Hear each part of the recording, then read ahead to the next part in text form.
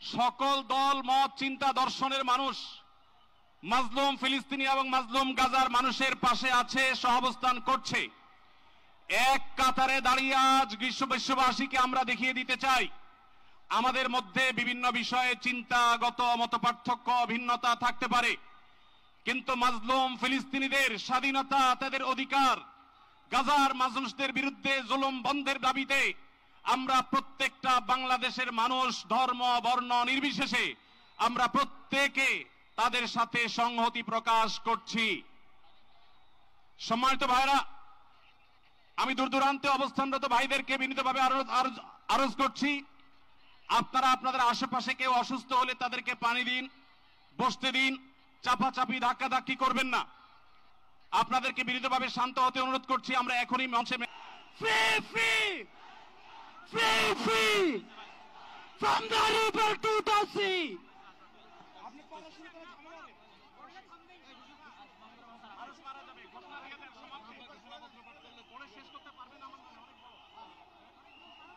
বিসমিল্লাহির রহমানির রহিম, বিসমিল্লাহির রহমানির রহিম।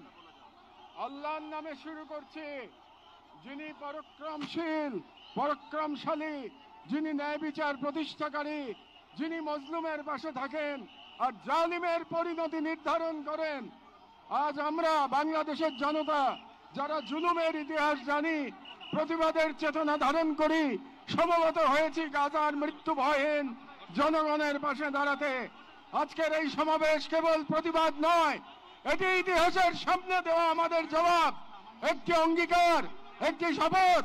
এই পদযাত্রা ও গণজামায়াত থেকে আজ আমরা 4টি স্তরে আমাদের দাবি সহ উপস্থাপন করব। আমাদের প্রথম দাবিগুলো জাতিসংঘ আন্তর্জাতিক সম্প্রদায়ের প্রতি, যেহেতু জাতিসংঘ আন্তর্জাতিক সম্প্রদায় সকল জাতির অধিকার রক্ষার, দখলদারিত্ব, গণহত্যা রোধের সংকল্প প্রকাশ করে, এবং আমরা দেখেছি গাজায় প্রতিদিন যে রক্তপাত, যে ধ্বংস চলছে, তা কোনো একক সরকারের ব্যর্থতা নয়, বরং এটি একটি আন্তর্জাতিক ব্যর্থতার ফল।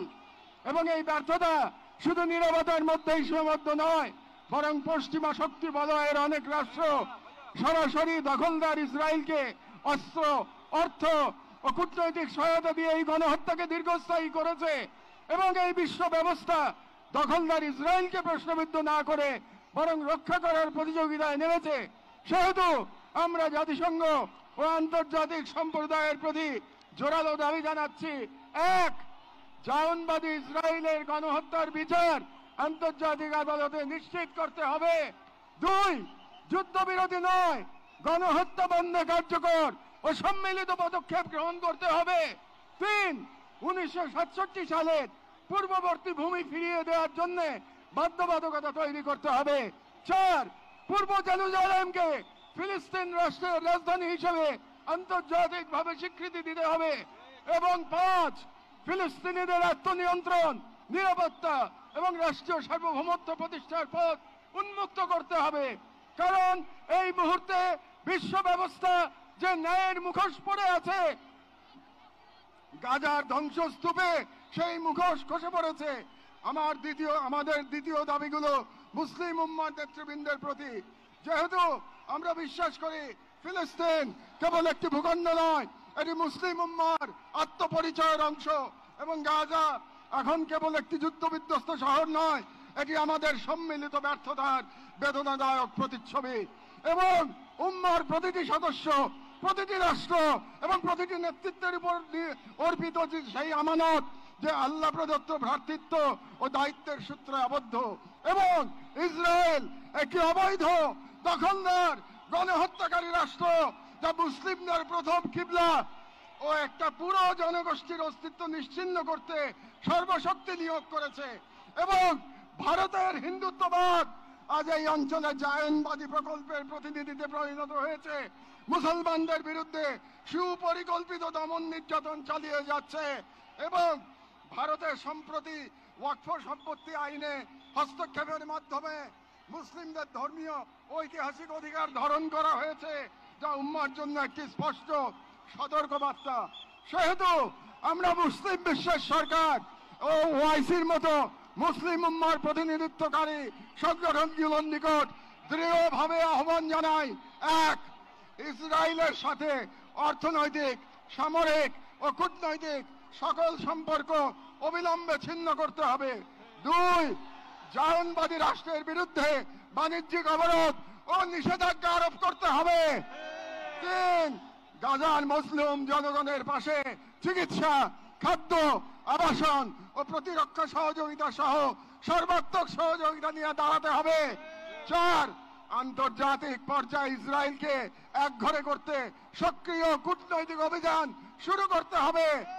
এবং পাঁচ, জায়নবাদের দোসর ভারতের হিন্দুত্ববাদী শাসনের অধীনে মুসলিমদের অধিকার হরণ, বিশেষ করে ওয়াকফ আইনে হস্তক্ষেপের মতো রাষ্ট্রীয় আগ্রাসনের বিরুদ্ধে ওআইসি ও মুসলিম রাষ্ট্রগুলোকে দৃঢ় প্রতিবাদ ও কার্যকর কূটনৈতিক অবস্থান নিতে হবে।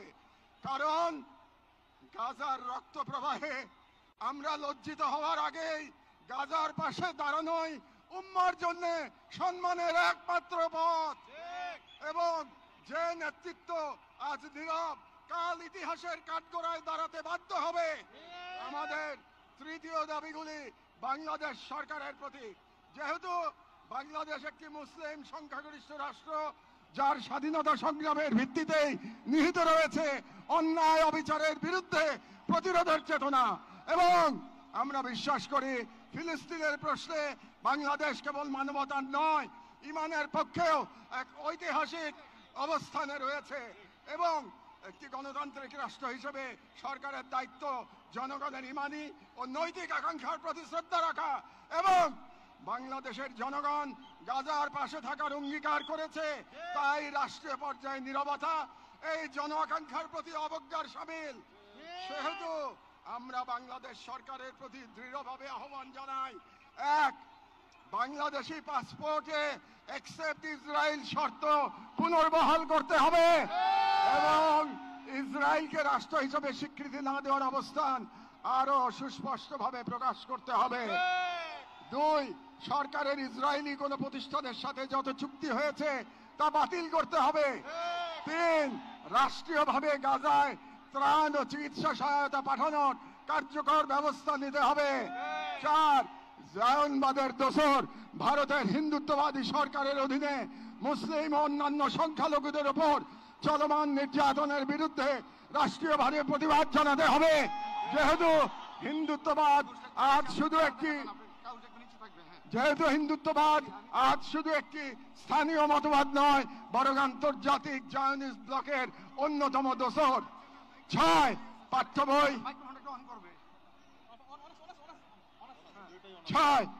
বই ও শিক্ষানীতিতে আল আকসা, ফিলিস্তিন এবং মুসলিমদের সংগ্রামী ইতিহাসকে অন্তর্ভুক্ত করতে হবে, যাতে ভবিষ্যৎ মুসলিম প্রজন্ম নিজেদের ইতিহাস, ঐতিহ্য ও আত্মপরিচয় নিয়ে গড়ে ওঠে।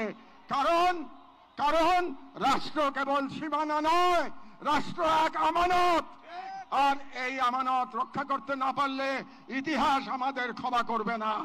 আমাদের সর্বশেষ দাবিগুলো নিজেদের প্রতি, যা মূলত একটি অঙ্গীকার দাবা। যেহেতু আমরা বিশ্বাস করি আল কুদস কেবল একটি শহর নয়, এটি ইমানের অংশ, এবং আমরা জানি বাইতুল মুকাদ্দাসের মুক্তি অন্য কারো হাতে নয়, আমাদেরই কোন প্রজন্মের হাতে তা লেখা হবে। এবং আমরা বুঝি জায়নবাদের প্রতিষ্ঠা মূলত আমাদের নিজেদের আত্মবিস্মৃতির ফল। এবং আজ যদি আমরা প্রস্তুত না হই, তাহলে আল্লাহ না করুন কাল আমাদের সন্তানেরা হয়তো এমন এক বাংলাদেশ পাবে যেখানে হিন্দুত্ববাদ ও জায়নবাদ একত্রে নতুন গাজা তৈরি করবে। এবং গাজা আমাদের জন্য এক আয়না, যেখানে আমরা দেখতে পাই কিভাবে বিশ্বাসী হওয়া মানে কেবল বেঁচে থাকা নয়, সংগ্রামে দৃঢ় থাকা। সেহেতু আমরা এই মাটির মানুষ, এই মুসলিম ভূখণ্ডের নাগরিক, এই কওমের সন্তান এবং সর্বোপরি মুসলিম উম্মার সদস্য একটি অঙ্গীকার করছি, এক, আমরা সকলে স্বতঃস্ফূর্তভাবে বয়কট করব প্রত্যেক সেই পণ্য, কোম্পানি ও শক্তিকে যারা ইসরায়েলের দখলদারিত্ব টিকিয়ে রাখে। দুই, আমরা আমাদের সমাজ এবং ভবিষ্যৎ প্রজন্মকে প্রস্তুত করব যারা ইসলাম ও মুসলিম উম্মার সকল প্রতীক ও ও নিদর্শনকে সংরক্ষণ ও পুনরুদ্ধার করবে ইনশাআল্লাহ। 3, আমরা আমাদের সন্তানদের এমন ভাবে গড়ে তুলব যারা নিজেদের আদর্শ ভূখণ্ড রক্ষায় জান ও মালের সর্বোচ্চ থেকে প্রস্তুত থাকবে। 4, আমরা বিভাজিত হব না, কারণ আমরা জানি বিভক্ত জনগণকে দখল করতে দেরি হয় না। আমরা ঐক্যবদ্ধ থাকব যাতে এই বাংলাদেশ কখনো কোনো হিন্দুত্ববাদী প্রকল্পের পরবর্তী গাজায় পরিণত না হয়। আমরা শুরু করব নিজেদের ঘর থেকে, ভাষা, ইতিহাস, শিক্ষা, সংস্কৃতি, অর্থনীতি, সমাজ সবখানে এই অঙ্গীকারের ছাপ রেখে। আমরা মনে রাখব গাজার শহীদরা কেবল আমাদের দোয়া চান না, তারা আমাদের প্রস্তুতি চান। শেষ কথা, শান্তি বর্ষিত হোক গাজার সম্মানিত অধিবাসীদের উপর, তাদের উপর যারা নজিরবিহীন সবর করেছেন, যারা অবিচল ইমানের পর প্রমাণ দিয়েছেন, যারা ধ্বংসস্তূপের মাঝেও প্রতিরোধের আগুন জ্বেলেছেন, বিশ্বের নীরবতা উদাসীনতার যন্ত্রণা হাসি মুখে বুকের মাঝে ধারণ করেছেন। শান্তি বর্ষিত হোক তাদের প্রতি যারা নাম রেখে গেছেন ইজ্জতের ক্ষতি আনে। শান্তি বর্ষিত হোক হিন্দ রজব, রিম এবং ফাদি আবু সালেহ সহ সকল শহীদদের উপর, যাদের রক্ত দ্বারা গাজার পবিত্র ভূমি আরো পবিত্র হয়েছে, যাদের চোখে ছিল প্রতিরোধের অগ্নিশিখা।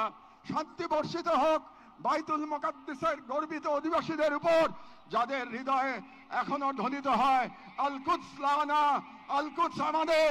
গাজার জনগণকে অভিনন্দন। আপনারা ইমান